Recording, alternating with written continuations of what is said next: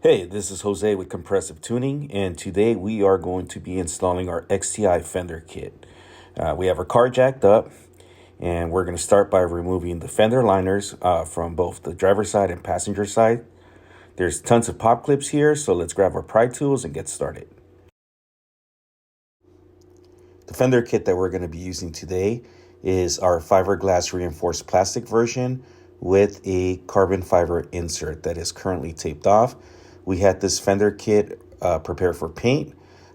Paint preparation also works for vinyl wrapping. In this case, we are going to be vinyl wrapping these.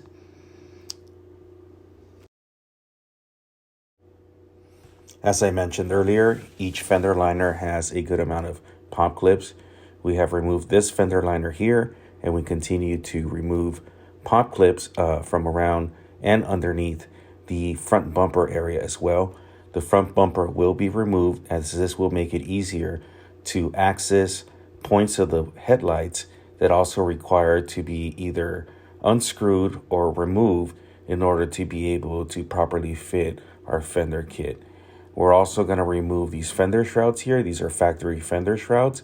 This will expose the bolts that are holding the OEM fender. And when time, it will allow us to detach the fender from the car in order for us to be able to install our fender kit. As you can see, there are numerous bolts that are holding the fender by its tabs in different places of the car. Removing the front bumper makes that a lot more accessible than it would with the bumper on. There are cowl hoods or cowl panels that also need to be pried off using your plastic pry tool in order to access the bolt areas.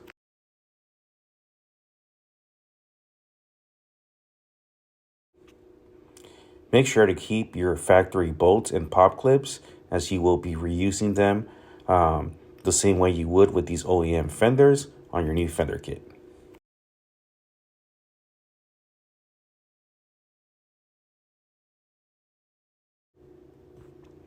As we continue to work on the passenger side, you can see that we have removed numerous bolts and pop clips.